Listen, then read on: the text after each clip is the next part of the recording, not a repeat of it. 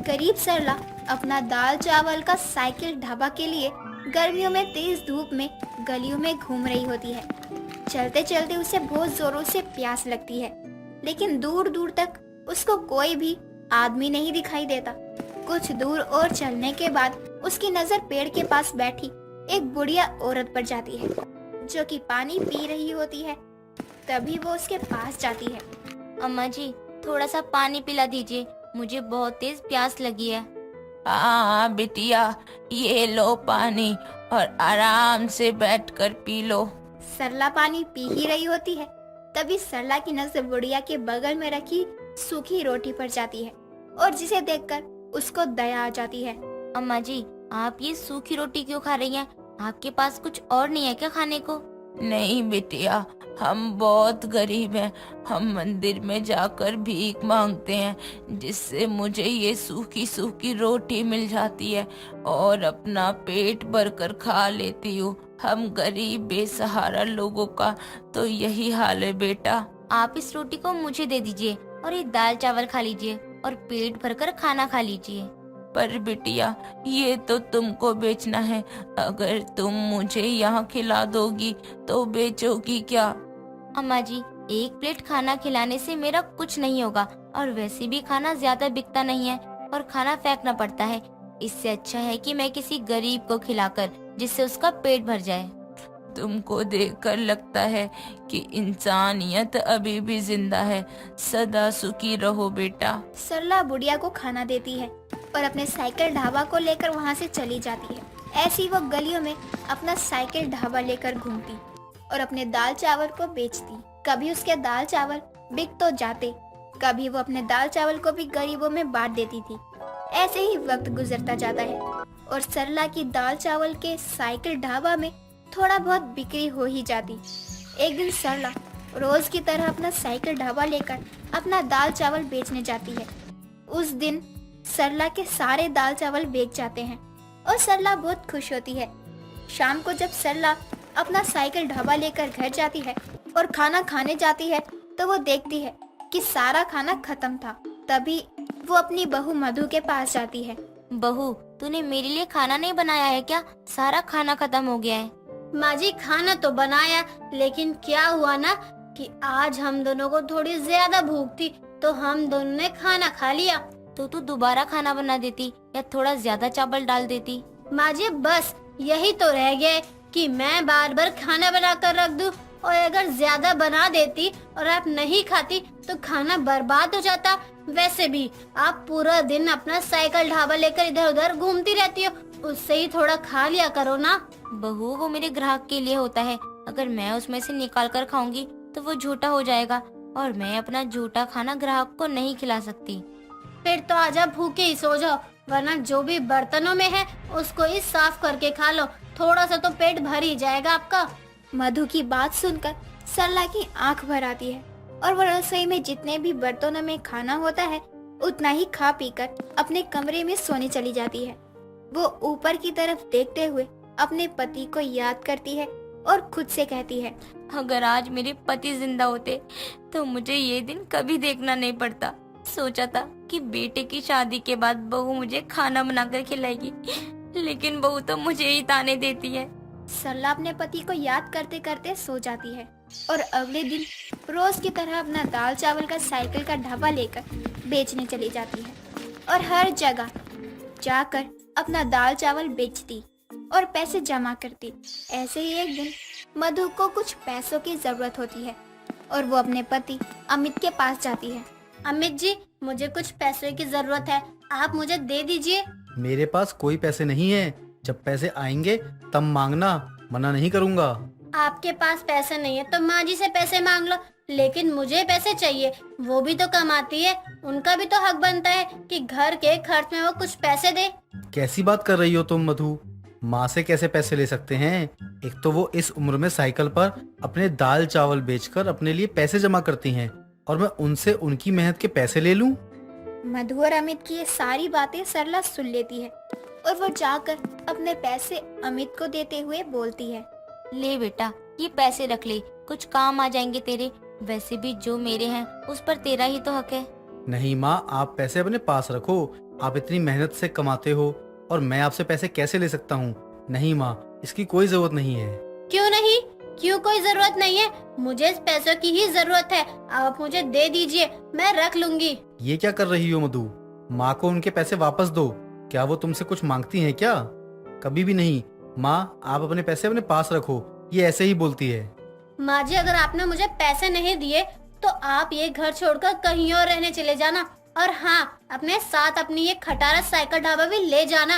मधु सरला के हाथ से सारे पैसे छीन लेती है और अमित मधु को कुछ बोल भी नहीं पाता। ऐसे ही समय बीतता है और मधु आए दिन सरला को अपने साइकिल ढाबा के साथ जाने की धमकी देने लगती है और उससे पैसे ले लेती है। ऐसे ही एक शाम सरला थक हार कर अपना साइकिल ढाबा घर के बाहर लगाकर घर के अंदर जा ही रही होती है, तभी मधु उससे पैसे मांगती है और पड़ोसन विमला जो आंगनवाड़ी में काम करती थी वो ये सब देख लेती है और मधु के जाने के बाद वो सरला के पास आती है। ये सब क्या है सरला? एक तो तू इस साइकिल पर दाल चावल बेचती है और तेरी सारे मेहनत के पैसे तेरी बहू ले जाती है और तू उसको सारे पैसे दे भी देती है, कुछ कहती क्यों नहीं? मैं इसके अलावा कर भी क्या सकती हूँ? मेरी बहू मुझसे मेरे घर में रहने का किराया लेती है, खाना खाने नहीं देती है और ऊपर से ताने देती है वो अलग। आखिर कब तक ऐसे ही चलता रहेगा? आखिर तुझे भी तो आगे सोचना पड़ेगा ना, कल को कुछ हो जाएगा तो फिर क्या करेगी? मैं क्या करूँ विमला, तू ही बता। मेरे पास इस घर के अलावा और मेरे बच्चों के अलावा है ही क्या जो कुछ करने की सोच लूँ? तू यहाँ पर रह, अपने हक के लिए लड़ और वैसे भी आने वाले समय में तेरे आगे पीछे कोई नहीं रहेगा, ना ही तेरा बेटा तेरी बहू को कुछ कहता है। मेरा तो यही कहना है, जब तेरा खून ही तेरे आगे पत्नी को कुछ नहीं बोल सकता तो ऐसा बेटा भगवान किसी को ना दे। मेरे पास कोई और चारा नहीं है, मैं अपनी रोजी रोटी को लेकर कहाँ जाऊँ? मेरे जीने का एक यही सहारा है। रोज धूप में दाल चावल का साइकिल ढाबा लेकर इधर उधर घूमती हूँ और घर आकर खाना बनाकर खाकर सो जाती हूँ। सरला की ये बात सुनकर विमला के दिमाग में एक विचार आता है। मैं तेरी एक मदद कर देती हूँ। तू जो रोज रोज अपने दाल चावल का साइकिल ढाबा लेके इधर उधर घूमती है ना, वो मेरे आंगनबाड़ी में दे जाया कर। वैसे भी हमको बच्चों के लिए खाना चाहिए होता है, जो कहीं और से आता है वो तेरे पास से आ जाएगा। ये तो बहुत अच्छी बात है विमला, इसमें तो मुझे ही इस उम्र में आराम मिलेगा जो मैं रोज रोज धूप में साइकिल लेकर घूमती हूँ और लोगों को खिलाती हूँ। इससे अच्छा है कि मैं आंगनवाड़ी में बच्चों को खिला दूँ। अच्छा तो ठीक है, मेरे ऊपर के जो ऑफिसर्स हैं मैं उनसे बात करके तुझे बता देती हूँ और तू सबके लिए दाल चावल बनाकर मेरी आंगनवाड़ी में भेज दियो, ठीक है? बहुत बहुत शुक्रिया विमला तेरा, तू पराई होकर भी मेरी इतनी मदद कर रही है और मेरे अपने ही मेरा साथ छोड़ रहे हैं। सरला विमला के आगे हाथ जोड़ लेती है। कुछ देर तक विमला सरला बातें करते हैं और फिर विमला चली जाती है। उसके बाद विमला अपने ऊपर के ऑफिसर से सरला के दाल चावल आंगनवाड़ी में आने की बात करती है और सरला की जॉब अपने आंगनवाड़ी में लगवा देती है और सरला अब अपनी दाल चावल की साइकिल ढाबा लेकर आंगनवाड़ी में बच्चों को खाना खिलाती है। विभा जो अपनी माँ कांता के साथ रहा करती थी वो काफी सुंदर थी, पर कहते हैं ना कि पांचों उंगलियां बराबर नहीं होती। ठीक उसी तरह से विभा में भी एक कमी थी कि वो मलाई चाप बहुत ज्यादा खाती थी। ऐसे ही एक दिन विभा, ओ विभा। हाँ माँ, आपने मुझे बुलाया? हाँ, मैंने तुझे बुलाया है। मैं बाहर जा रही थी तो सोचा तुझसे पूछ लूं कि कहीं तुझे बाहर से कुछ चाहिए तो नहीं ना? अब वो माँ, वैसे मुझे कुछ चाहिए तो नहीं था, पर आप जब मुझसे पूछ ही रही हैं, तो आप मेरे लिए ना बाहर से मलाई चाप लेते आना।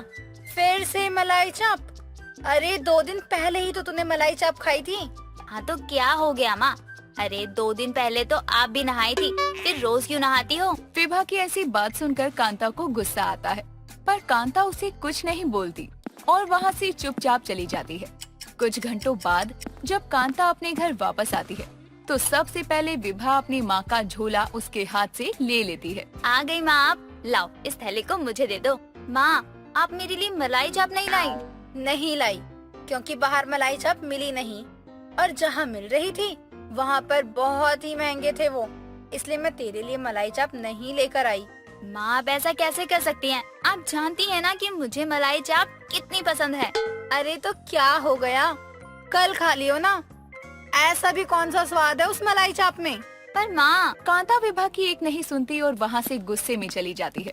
और वहीं विभा भी अपने कमरे में चली जाती है और गुस्से में अपने फोन को अपने हाथ में लिए अपने बेड पर लेट जाती है और अपने फोन में रील्स को स्क्रॉल कर रील्स देख रही होती है कि तभी उसके सामने मलाई चाप बनाने की वीडियो आ जाती है। अरे वाह, मलाई चाप बनाना कितना आसान है। माँ आज मलाई चाप बाहर से नहीं लाई है, क्यों ना मैं ही मलाई चाप बनाकर खा लूं। पिछले 2 दिन से उसने मलाई चाप नहीं खाई थी, पर हमारी विभा भी कहाँ कम थी। उसको मलाई चाप खाने की ऐसी लत लगी हुई थी कि वो अपनी मलाई चाप के लिए किसी भी हद तक जा सकती थी। इसीलिए अब वो आओ देखती है ना ताओ और सीधा अपने पर्स से पैसे निकालती है और बाहर मार्केट जाकर एक शॉप पे जाती है और वहाँ से चाप और मलाई लेकर घर आती है। विभा अपनी रसोई घर में खाना बना रही थी कि तभी वहाँ पर कांता आ जाती है और विभा को इस तरह रसोई घर में खाना बनाते देखकर कांता भी हैरान रह जाती है। ये मैं क्या देख रही हूँ? विभा मतलब यानी कि मेरी बेटी रसोई में खाना बना रही है। हाँ माँ, मैं खाना बना रही हूँ और आपको पता है मैं खाने में क्या बना रही हूँ? क्या? मलाई चाप। मैंने YouTube पर देखा है और आप देखना, मैं YouTube से देख कर ना ये मलाई चाप कितना टेस्टी बनाती हूँ। हे भगवान, बना भी तू मलाई चाप रही है। विभा देख, अब तू बड़ी हो गई है, तेरी उम्र भी निकल रही है। अगर तू मलाई चाप को छोड़कर कुछ और बनाएगी तो अच्छा होगा और इससे तेरे ससुराल वाले भी काफी खुश रहेंगे। माँ, मेरी शादी को ना अभी बहुत समय है और जब मेरी शादी होगी ना तो मैं देख लूंगी। अच्छा, अब आप बाहर बैठो, मैं मलाई चाप बनाकर लेकर आती हूँ। विभा की बात को सुनकर कांता बाहर हॉल में बैठ जाती है और कुछ घंटों बाद विभा अपनी माँ के लिए मलाई चाप और रोटी लेकर आती है। माँ ये लो, इसे ट्राई करो। मैं जानती हूँ अगर आपने इसको खाया ना तो आप अपनी उंगलियाँ चाटती रह जाएंगी। विभा की ऐसी बात सुनकर कांता उसकी तरफ घूरती है और चुपचाप खाना खाने लगती है। पर उसके हाथ का मलाई चाप सच में कांता को काफी पसंद आता है। सच में विभा, तूने तो मलाई चाप बहुत अच्छे से बनाई है। आजा, अब तू भी अपने हाथों की मलाई चाप खा ले। कांता की बात सुनकर विभा भी अपने हाथों द्वारा बनाई गई मलाई चाप खाती है। समय यूं ही बीतता है और मलाई चाप खाने की आदत विभा को इस कदर लग जाती है कि अब उसको हर दिन मलाई चाप चाहिए थी। पर समय के साथ उसकी उम्र भी हो रही थी। ऐसे ही एक शाम विभा अपने घर मलाई चाप बना रही थी और उसी दौरान कांता की एक सहेली जिसका नाम राधा था, वो अपने बेटे रोहित के साथ आती है और रसोई में उसको इस तरह देखकर वो हैरान हो जाती है। हाय दैया, तू तो कांता की बेटी है ना? जी हाँ, पर आप कौन? बेटा मैं राधा। तू मुझे जानती नहीं है पर मैं तुझे अच्छे से जानती हूँ। देखो तो कितनी बड़ी हो गई है मेरी बच्ची। विभा, कौन आया है घर पर? अरे राधा, तू यहाँ कैसे? मेरा मतलब है कि तू यहाँ कब आई? बस अभी ही आई हूँ और जब आई तो विवाह को इस तरह रसोई में काम करते देख हैरान हो गई देख करके कि जो लड़की छोटी सी थी आज वो इतनी बड़ी हो गई। हैरान तो मैं भी हो गई हूँ रोहित को देखकर। पहले जब मिले थे तब ये दोनों कितने छोटे थे, पर अब देख। हाँ यार, तू सही कह रही है। विवा बेटा, वैसे तुम रसोई में क्या बना रही हो? आंटी मलाई चाप। वो क्या है ना, मुझे मलाई चाप बहुत पसंद है तो मैं वही बना रही थी। अरे वाह बेटा, ये तो बहुत अच्छी बात है। वैसे आंटी जी, मलाई चाप बन चुकी है, अगर आप चाहो तो क्या मैं आपके लिए भी लेकर आऊँ? नेकी और पूछ। अरे मैं तो कब से तैयार हूँ तेरे हाथों की मलाई चाप खाने के लिए। अरे वाह, कितनी टेस्टी बनाई है विभा ने। कैसे बनाती है तू, जरा मुझे भी तो बता। राधा की बात सुनकर विभा राधा को मलाई चाप बनाने की विधि बता देती है। समय यूं ही गुजरता है। गुजरते समय के साथ अब कांता भी आए दिन विभा की शादी के लिए बोलने लगती है, पर हमारी विभा शादी के लिए तैयार ही नहीं थी। ऐसे ही एक दिन विभा अपने कमरे में बैठकर पार्टी के लिए तैयार हो रही थी कि तभी वहाँ पर कांता आ जाती है। विभा, तू इतनी तैयार हो तो रही है, लेकिन याद रहे वहाँ जाकर मलाई चाप के प्रति अपना पागलपन मत दिखाइयो। जो मिले आराम से चुपचाप खा लियो। माँ बस भी करो, मैं मलाई चाप के लिए इतनी भी पागल नहीं हूँ कि मुझे कुछ दिखे ही ना। अच्छा, मैं तैयार हो चुकी हूँ, अब चलते हैं। कांता और विभा दोनों ही पार्टी में चले जाते हैं। पार्टी में जाने के बाद विभा अपनी माँ से कही हुई बात पर कायम नहीं रह पाती और जैसे ही वो मलाई चाप के स्टॉल को देखती है वैसे ही वो खुद का कंट्रोल खो देती है और सीधे मलाई चाप के स्टॉल पर चली जाती है। ये क्या, सारे मलाई चाप कहाँ चले गए? उसमें तो थोड़े से ही मलाई चाप बचे हैं, अब क्या करूं? विभा खुद से बातें कर ही रही थी कि तभी उसकी नजर सामने से आ रहे कुछ लोगों पर पड़ती है। विभा, ये भीड़ क्यों आ रही है यहाँ पर? हो ना हो ये भीड़ मेरे इस मलाई चाप को लेने ही आ रही है। विभा, कोई तुझसे तेरे मलाई चाप को छीने उससे पहले ही तू इन्हें उठाकर यहाँ से निकल जा। विभा अब जैसे ही मलाई चाप को लेने के लिए दोबारा उस कंटेनर में देखती है, पर विभा उस कंटेनर में अब मलाई चाप को नहीं देख पाती क्योंकि मलाई चाप खत्म थी, बल्कि उसके सामने खड़ा उसे एक लड़का दिखता है जिसने मलाई चाप को अपने खाने की प्लेट में रखा हुआ था। तुम्हारे अंदर शर्म लिहाज है या नहीं? अरे क्या हो गया मैडम, आप क्यों भड़क रही हो? आप तो चिल्ला ऐसे रही हो जैसे आपका खाना छीन के खा रहा हूँ मैं। जी हाँ, आप मेरा खाना ही छीन रहे हैं। आपको पता भी है ये मलाई चाप मैंने अपने लिए रखी थी और जैसे ही मेरी नजर का फेर हुआ वैसे ही आपने मेरी मलाई चाप ले ली। उसकी बात सुनकर वीर को हंसी आ जाती है और वो उसको अपनी प्लेट से मलाई चाप निकालकर उसकी प्लेट में दे देता है और इस तरह से विभा की मलाई चाप खाने की आदत तो नहीं छूटती, पर उसकी मुलाकात किसी ऐसे शख्स से हो जाती है जिसने उसकी इस हरकत पर भी कोई भी रिएक्ट नहीं किया था और उसको उसकी मलाई चाप के साथ पसंद किया था।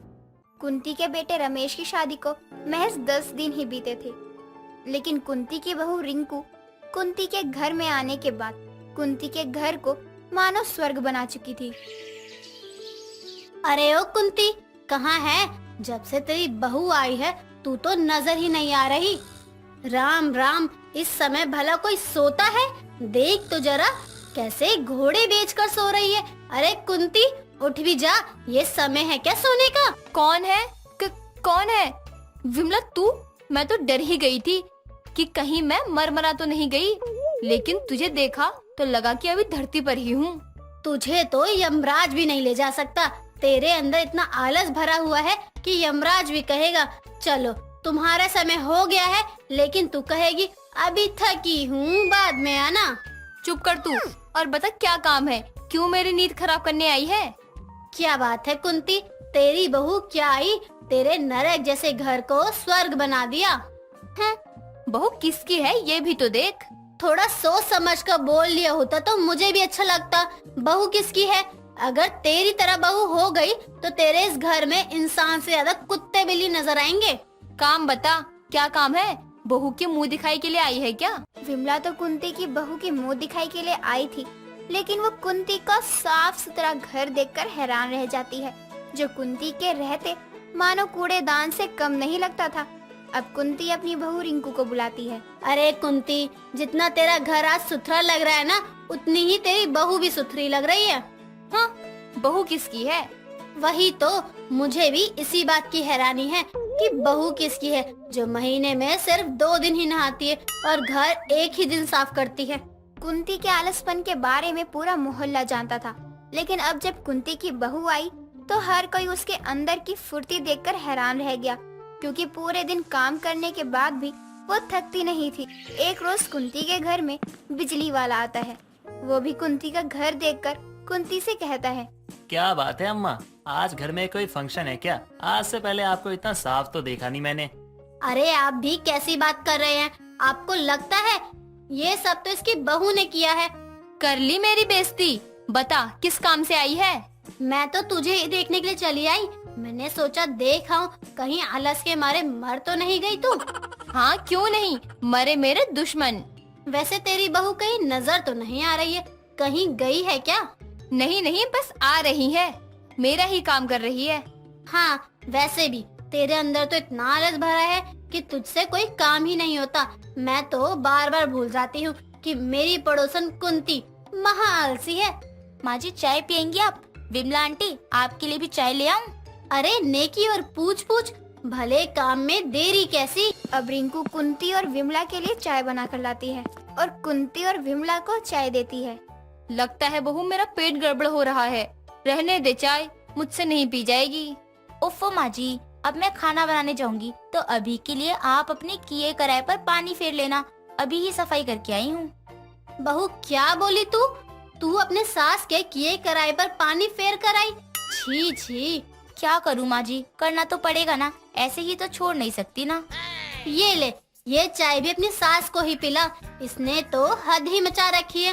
कल को तो ये ना जाने तुझसे और क्या क्या करवाएगी। समय ऐसे ही बीतता है, लेकिन कुंती का आलसपन नहीं जाता और रिंकू अपना काम उतनी ही फुर्ती के साथ करती रहती, जिससे कुंती का आलस और भी बढ़ने लगा। अब तो कुंती खुद को खाना तक नहीं लेकर खाती, थोड़ा चलती तो खुद में ही कमजोर बताती और पूरे दिन हॉल में बैठी टीवी देखती रहती। एक शाम वो विमला कुंती के घर आती है। अरे जब देखो तब तुझे मैं बैठी हुई दिखती हूँ। तुझे और कोई काम नहीं है क्या? आज चल, तुझे मैं मार्केट घुमा कर लाती हूँ। अरे विमला, चला दे टीवी, मेरे बस की नहीं है कहीं आना जाना। विमला कुंती का हाथ पकड़कर उसे सोफे से उठाकर मार्केट जाने की जिद करती है। अरे हाँ विमला आंटी, इन्हें मार्केट ले जाओ, वरना तो इनका शरीर बिल्कुल खराब हो जाएगा। बहू तू भी कहाँ किसकी बातों में आ रही है? तुझे जाना है तो विमला के साथ मार्केट चली जा, लेकिन ये मेरे बस से बाहर है। अब रिंकू और विमला दोनों ही जिद करके कुंती को मार्केट ले जाते हैं और रिंकू तो फुर्ती के साथ तेज तेज चल रही होती है, लेकिन कुंती पूरे रास्ते कई जगह बैठ बैठ कर मार्केट पहुंचती है और वहां सामान खरीदने के बाद जब लौटने लगती है तभी रास्ते में कुंती अपनी बहू से कहती है, अरे बहू बहू विमला, मेरे आंखों के सामने अंधेरा छा रहा है, मुझे कुछ हो रहा है। अरे माँ जी क्या हुआ, आप ठीक तो हैं? विमला आंटी, आप मेरे साथ ये सब्जियों का थैला पकड़िए, मैं माँ जी को संभालती हूँ। इतना बोलकर पतली दुबली कुंती को रिंकू गोद में उठाकर फुर्ती से घर की तरफ दौड़ पड़ती है। ये देख विमला भी तेज तेज पीछे से सब्जियों का थैला लिए आती हुई रिंकू से कहती है, अरे कुंती की बहू, थोड़ा धीरे धीरे चल। इस उम्र में मुझ में इतनी फुर्ती नहीं है, लेकिन फिर भी चल रही हूँ। डॉक्टर साहब जरा इन्हें देखिए, इन्हें क्या हुआ है? ये चलते चलते गिर पड़ी और बेहोश हो गयी।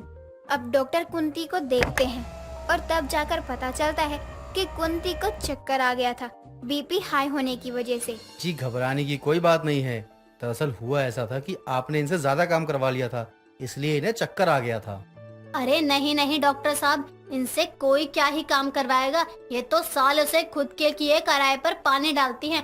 अब आप समझ सकते हैं ये कितनी आलसी हैं। अच्छा तो ऐसी बात है, तभी आज ये थोड़ा ज्यादा ही अपने शरीर को कष्ट देकर बेहोश हो गई हैं। मैं आपसे एक ही बात कहूंगा, अगर आप इन्हें थोड़ा और भी कष्ट नहीं देंगी तो शायद इन्हें और भी बीमारियां हो सकती हैं। सुन लिया ना बहू, आज से ही अपनी आलसी सास को काम पर लगा दियो, वरना अपनी सास से हाथ धो बैठेगी तू। अभी तो ये ठीक हो जाएं और माँ जी जो काम 2-3 दिन में करेंगी वही काम मैं 2 घंटे में पूरा कर लूंगी। अब कुंती घर आती है और रिंकू और विमला कुंती को समझाते हैं। कुंती, अब तो तू ठीक है ना? बता, ये भी कोई उम्र है मरने वाली? मुझे तो लगा था आज तेरा आलस तुझे ले डूबेगा। माँ, मैं कुछ समय के लिए मायके जाना चाहती हूँ, मेरी माँ की बहुत तबीयत खराब है, मुझे उम्मीद है कि आप समझेंगी। अरे बहू, ये तू क्या कह रही है? ये भी तो तेरी माँ है, ये भी तो बीमार है। अब इसे छोड़कर तू जाएगी तो घर का काम कौन करेगा? मैं ठीक हूँ बहू, और बहू अगर तुझे अपने मायके जाना ही है तो तू जा, मैं घर संभाल लूंगी। हाँ हाँ, तू और घर संभालेगी? ये तो कोई सपने से कम नहीं है। चल मैं चलती हूँ, अपना ध्यान रख और अपने शरीर में जंग लगने से बचा ले। रिंकू बहाने से अपने मायके चली जाती है और इधर जैसे भी कुंती अपने लिए और अपने बेटे के लिए खाना बनाकर घर का काम करती है, लेकिन उस बीच बीच में कमजोरी का महसूस भी करती है, लेकिन वो फिर भी काम करने में लगी रहती है और काम भी पूरा करती है। लगता है कुंतिया सूरज पश्चिम से निकला है। क्या बात है, मुझे तो विश्वास ही नहीं हो रहा कि तू काम कर रही है। क्या करूँ, करना तो है ही, लेकिन आज भी मुझे कमजोरी सी लग रही है। देख कुंती, तेरे ही भले के लिए कह रही हूँ, अभी से इतना आलस दिखाएगी तो तुझे तेरे पोता पोती का मुंह देखना भी नसीब नहीं होगा, वो भी बिना देखे ही निपट जाएगी तू। अरे ऐसे कैसे? मैं अपने पोता पोती का मुंह नहीं देखूंगी, मैं उन्हें देखे बिना थोड़े ना ऐसे जाऊंगी। कुंती का ये आलसपन उसके लिए भले ही मुसीबत बनकर आता, लेकिन कुंती समय रहते ही अपना आलसपन छोड़ देती है और अपनी बहू का उसके कामों में हाथ बंटवाती है ताकि वो बीमारियों से बची रहे।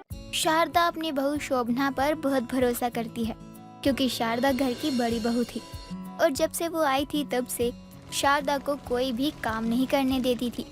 ऐसे ही एक रोज शारदा की बहू शोभना देर रात अपनी सास का पैर दबा रही होती है। माँ जी, मैं क्या कह रही थी, अब तक तो देवर जी की उम्र भी हो रही है, तो क्यों ना आप उनके लिए रिश्ता ढूंढें। बहू, तू कह तो सही रही है कि मुझे अशोक के लिए एक अच्छी लड़की देखनी चाहिए, लेकिन आजकल लड़कियां भी इतनी जल्दी मिलती कहाँ है। अगर तेरे नजर में कोई लड़की हो तो बता। आखिर तू भी तो इस घर की बहू है और अशोक भी तो तेरा देवर ही है। अरे माँ जी, ढूंढना क्या, मैं तो कहती हूँ मेरी चिक्की से देवर जी की शादी करवा दीजिए। अरे बहू, तू भी कैसी बातें कर रही है। मेरा बेटा 25 साल का है और तू उसके लिए बच्चों का रिश्ता ला रही है, ये चिक्की पिक्की। अरे नहीं नहीं माँ जी, चिक्की मेरी छोटी बहन, और आपको भी वो कितनी पसंद है। आप कहे तो मैं मम्मी पापा से बात करती हूँ। देख बहू, तेरी छोटी बहन पसंद तो खूब है, लेकिन सच कहूँ तो एक घर में 2 बहनें कुछ सही नहीं है। घर का माहौल खराब होता है। शोभना चाहती थी कि उसकी बहन की शादी उसके छोटे देवर से हो जाए। अशोक बहुत अच्छा और संस्कारी लड़का था, लेकिन शारदा इस रिश्ते को मंजूरी नहीं दे रही थी। लेकिन शोभना ने भी मन बना लिया था कि वो अपनी छोटी बहन की शादी अगर करेगी तो सिर्फ अशोक से। जी, आपका लड़का कितना कमा लेता है और कहाँ तक की पढ़ाई की है उसने? जी, हमारा बेटा इतना कमाता है कि आपकी बेटी को बस रानी बना कर रखेगा। हाँ हाँ, देवर जी तो एकदम भोले हैं, भोले। उन्हें कोई आकर मार जाए या फिर गाली भी देना तो मजाल जो कभी वो पलट कर जवाब दे दे। अरे इसे भोला कहते हैं? ऐसा भी कोई मर्द होता है क्या जो मार खाए या गाली सुने? कल को अगर आकर कोई मेरी बेटी को गाली देकर गया या मार कर गया तो? अरे बहन जी, अब दोस्तों को क्या ही बोल सकते हैं। कोई दूसरा आएगा तो मैं ही उसे नहीं छोड़ूंगी। लेकिन माँ जी, मर्दों को तो घर में सख्त रहना पड़ता है ना। एकदम सही कह रही है बेटी तू। थोड़ा तू अपनी सास को भी अकल दे। चलती हूँ बहन जी, राम राम। आप अपने गधे जैसे बेटे का कहीं और रिश्ता तय कीजिए। इतना बोलकर लड़की की माँ चली जाती है और शारदा अपना सर पीटते हुए अपनी बहू से कहती है, बहू, क्या जरूरत थी तुझे ये सब बोलने की, वो भी लड़की की माँ के सामने। तुझे पता है ना ये रिश्ता कितने मुश्किल से मिला था। लेकिन माँ, मैंने तो बस सच बोला, लेकिन उन्होंने इसका कुछ और ही मतलब निकाल लिया। मुझे नहीं लगता कि मैं अपने छोटे बेटे की शादी अपने जीते जी देख पाऊंगी। हे प्रभु, ये रिश्ता भी चला गया। माँ जी, मुझे तो लगता है देवर जी पर कोई ग्रह है, वरना जैसे आप कह रही हैं कि पहले भी देवर जी के लिए कई रिश्ते देख चुकी हैं आप, कोई तो हाँ भी करता। यहाँ तो बात भी नहीं बन रही। जैसे भी बहू, जाने अनजाने में तूने एकदम पते की बात कही है।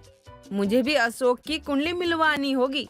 अब अगले ही रोज शोभना एक पंडित को घर बुलाती है और अशोक की कुंडली दिखवाती है, जिसमें वो पंडित अशोक पर बहुत से दोष और ग्रहों के बारे में बता देता है।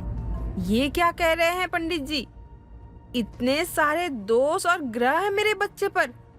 तभी मैं सोचूं, ना तो मेरे बेटे के चेहरे में कोई दिक्कत है, ना ही उसमें किसी और चीज की कमी है। तो ये देखने वाले मेरे बेटे को पसंद करने से पहले ही मना क्यों कर देते हैं?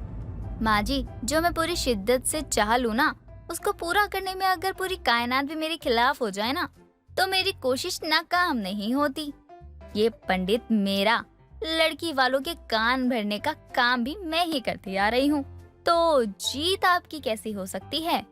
शारदा बहुत परेशान हो जाती है और अब वो ये बात अपने बहू और बेटे से कहती है। माँ, अगर पंडित जी ने कहा है कि अशोक की कुंडली में दोष है तो होगा। आप एक काम कीजिए, अशोक की शादी मेरी साली चिक्की से करवा दो। फिर घुमा फिरा कर वही बात। मैं नहीं चाहती कि मेरी दोनों बहुएं एक ही घर से हो। माँ, लेकिन आप ये भी तो देखो, अशोक की शादी की अभी एकदम सही उम्र है। अजी, मैं तो बहुत समय से माँ जी को कह रही हूँ, लेकिन माँ जी है कि मान नहीं रही। अच्छा ठीक है, तुम लोग इतना जिद कर रही हो तो मैं इसी रिश्ते के लिए हाँ करती हूँ। सच्ची माँ जी, क्या बात है। देवर जी और चिक्की की जोड़ी नजर ना लगे। लेकिन बहू, मैं इस शादी के लिए हाँ तो कर रही हूँ, लेकिन याद रहे जिस दिन तुम दोनों बहनें ने मिलकर घर में कलेश किया, मैं दोनों को घर से निकाल दूंगी। अरे माँ, कैसी बात कर रही हो आप। अरे दोनों बहनों में ना बहुत प्यार है, दुनिया इधर से उधर हो जाए लेकिन ये दोनों बहनें ये झगड़ा नहीं करती एक दूसरे से। अब जैसे ही शोभना की सास शारदा अपने छोटे बेटे अशोक की शादी अपनी बड़ी बहू शोभना की बहन से फिक्स करती है, सारी चीज जल्दी जल्दी में निपटा भी देती है और लगभग 15 दिनों के अंदर शादी करके शोभना की बहन चिक्की अपने ससुराल आ जाती है। अरे बधाई हो शारदा, आखिर तूने अपने छोटे बेटे की शादी कर ही ली। हाँ हाँ कमला, बस अब बच्चों की शादी से बेफिक्र हो गई हूँ। अरे आजा, बहू को देखती जा। अरे शारदा, तेरी बहू का चेहरा इतना आम क्यों है? कुछ खास तो लग नहीं रहा तेरी नई नवेली बहू को देखकर, पर मुझे ऐसा भी लग रहा है कि मैंने तेरी इस बहू को कहीं देखा है शायद, पर कहाँ याद नहीं है। अरे कमला, तू भी कुछ भी बोलती है। मेरी बहू को देख, हीरोइन फेल है इसके सामने, और तू है कि मेरी बहू की बुराई कर रही है। और तू करे भी क्यों ना, तुझे तो जलन हो रही होगी। आखिर शारदा ने अपने बेटे के लिए चांद से दुल्हन ढूंढ ही लिया।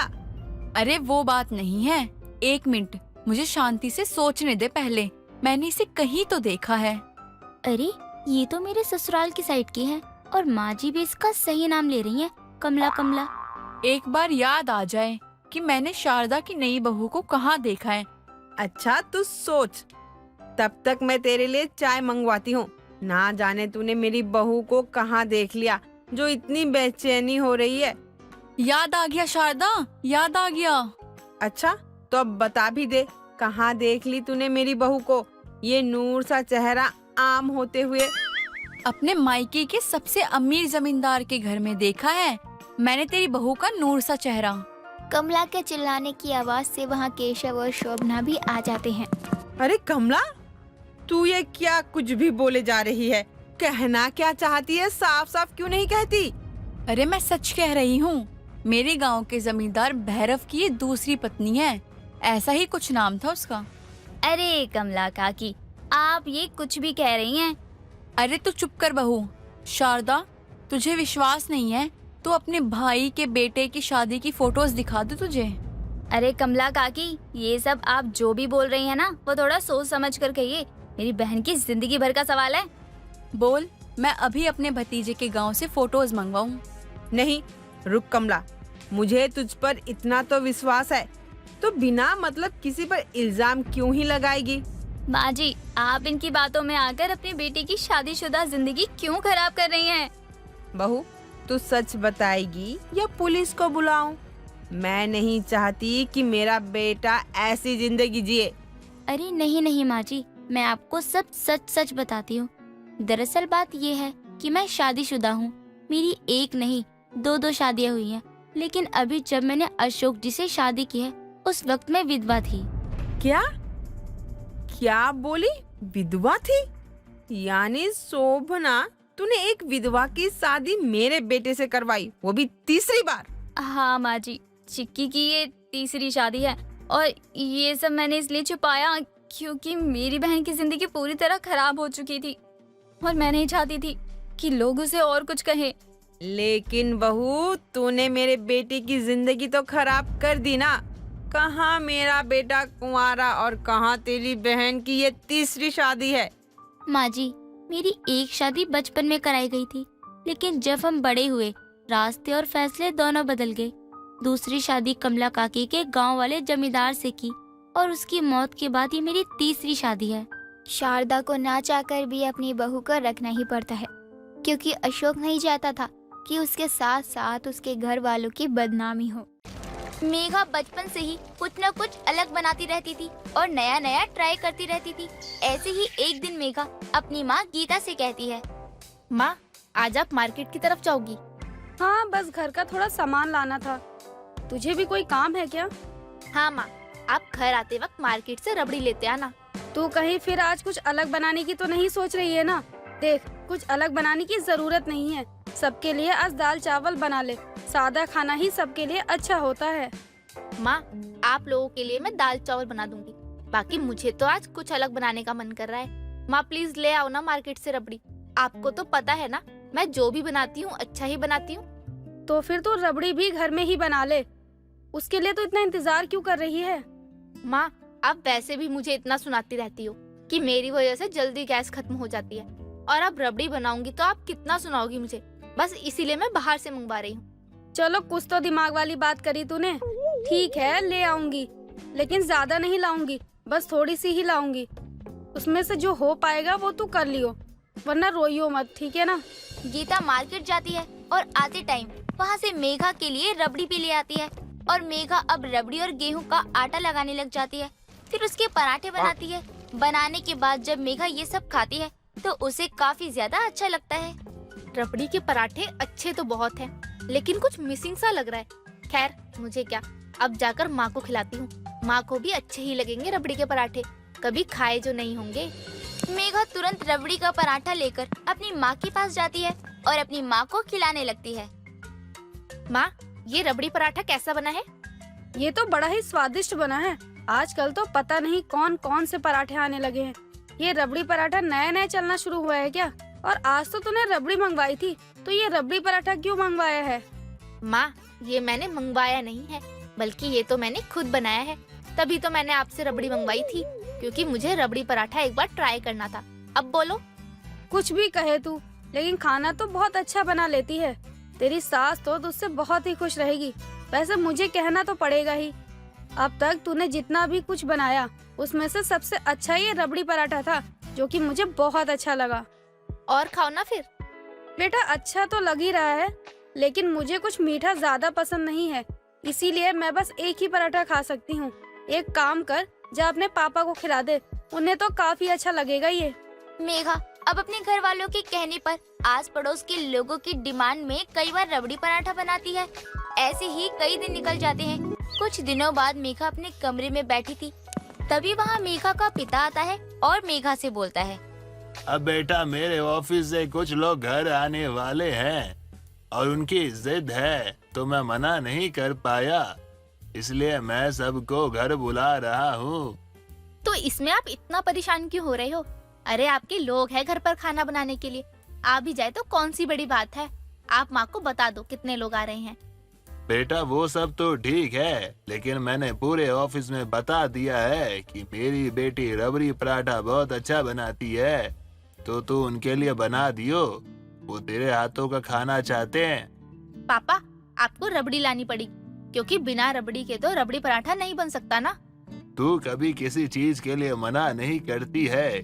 मुझे तो तेरे हाथ की रबड़ी इतनी अच्छी लगती है कि मन करता है दुकान खुलवा दूं, ताकि सबको पता चले मेरी बेटी कितना अच्छा बनाती है रबड़ी पराठा। आप भी ना पापा, चलिए अब जाइए और जल्दी से रबड़ी ले आइए, वरना लेट हो जाएगा।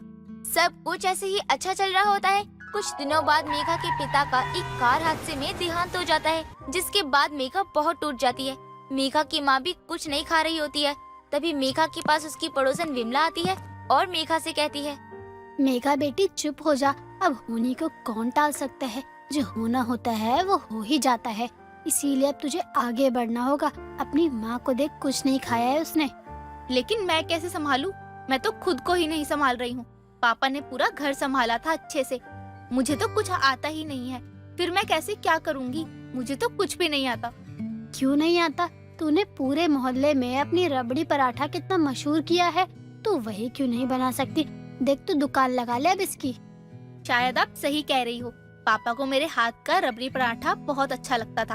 उन्होंने एक बार बातों बातों में मुझसे कहा भी था कि वो मेरी दुकान खुलवा दे। अब मैं पापा की ही बात मानकर रबड़ी के पराठे की दुकान खोलूंगी। पापा जहाँ भी होंगे उन्हें अच्छा लगेगा ये देखकर। बेटा, अब तुझे ही सब संभालना है, घर भी, खुद को भी और अपनी माँ को भी। और इन सबको संभालने में अगर तू अपने पापा को भी खुशी दे पाएगी तो ये देखकर तुझे ही सबसे ज्यादा खुशी मिलेगी। थैंक यू विमला आंटी, इतनी मुश्किल घड़ी में आपने मुझे सही रास्ता दिखाया। मेघा अब अपने पापा के जाने के बाद रबड़ी पराठा बेचने के लिए तैयार हो जाती है। मेघा खुद इतनी हिम्मत जुटा रही थी, ये देखकर गीता को काफी अच्छा लगता है। और वो मेघा से कहती है, तेरे पापा हमेशा तेरी तारीफ में बोलते थे कि उन्होंने मुझे एक बार बताया था कि वो चाहते थे तू अपना ये रबड़ी पराठा सबको खिलाए, सब टेस्ट करे इसको। हाँ माँ, पापा ने भी मुझे कहा था एक बार ये, तभी तो मैं अब रबड़ी पराठा बेचूंगी। बेटा तूने सोचा तो बहुत अच्छा है, लेकिन हर कोई तेरे पापा की तरह रबड़ी पराठे को इतना प्यार नहीं देगा। क्या मतलब है आपका माँ? मैं कुछ समझी नहीं। तेरे पापा को रबड़ी पराठा बहुत अच्छा लगता था और तू बनाती थी तो वो बहुत खुशी से खा लेते थे, लेकिन जो लोग पैसे देंगे वो अपने बारे में ही सोचेंगे ना। लोगों को मीठा से ज्यादा चटपटा पसंद है। तो माँ, अब मैं ऐसा क्या ही कर सकती हूँ जो सबको पसंद आए और मेरे रबड़ी पराठा मशहूर हो जाए। मीठे में कुछ तीखा और चटपटा मिल जाता तो स्वाद और ज्यादा बढ़ जाता। अपनी माँ की बात सुनने के बाद अब मेघा रबड़ी पराठा और आलू टिक्की बेचने लगती है। इतना अलग कॉम्बिनेशन देखकर लोग मेघा की दुकान में भी आते हैं और सबको ये रबड़ी पराठा और आलू टिक्की काफी ज्यादा अच्छी लग रही थी। धीरे धीरे मेघा का काम ऊंचाई छूने लगा था। एक दिन मेघा मुंह लटकाकर घर आती है और सोफे पर बैठ जाती है। मेघा को उदास देखकर वहाँ गीता आती है और बोलती है, क्या हुआ मेघा, सब ठीक है ना? तू इतनी परेशान क्यों लग रही है? दुकान पे कुछ हुआ है क्या? माँ वो क्या हुआ मेघा, कुछ बोल ना। अगर कोई टेंशन है तो मुझे बता। मुझे तुझे ऐसे देखकर बहुत टेंशन हो रही है। देख, अगर वहाँ कुछ हुआ है तो अब रबड़ी पराठा बनाना बंद कर दे। मैं पहले ही अपने पति को खो चुकी हूँ। तुझे अगर कुछ हो गया तो मैं किसके सहारे रहूंगी? तू अभी बंद कर दे अपनी दुकान। ये लो माँ। इसमें क्या है? देख, अगर किसी बात को लेकर तू डरी हुई है तो तुझे डरने की जरूरत नहीं है। अभी तेरी माँ जिंदा है, मैं सब कुछ देख लूंगी। माँ, आप पहले इस लिफाफे को खोल कर तो देखो कि इसमें आखिर है क्या। मैं यहाँ तेरे लिए परेशान हो रही हूँ और तू इस लिफाफे के पीछे पड़ी है। हाँ, तभी तो आपको पता चलेगा ना सब। अब आप पहले इस लिफाफे को खोलो। गीता लिफाफा खोलती है तो उसमें काफी सारे पैसे थे। बेटा, तू इतने सारे पैसे कहाँ से लेकर आई? कहीं कुछ गलत तो? कुछ गलत काम नहीं कर रही हूँ मैं माँ। मेरा रबड़ी पराठा और आलू टिक्की इतनी फेमस हो गई है कि मुझे 5 स्टार होटल से ऑफर आया है। अब मुझे हफ्ते में एक बार बल्क में वहाँ से रबड़ी पराठा और आलू टिक्की बेचनी है और ये उसकी ही एडवांस पेमेंट है। क्या इतनी बड़ी खुशखबरी की बात है और तू मुझे डर कर बता रही है? वक्त ने मेघा से काफी कुछ छीना तो था, लेकिन अब मेघा को काफी कुछ दिया भी है।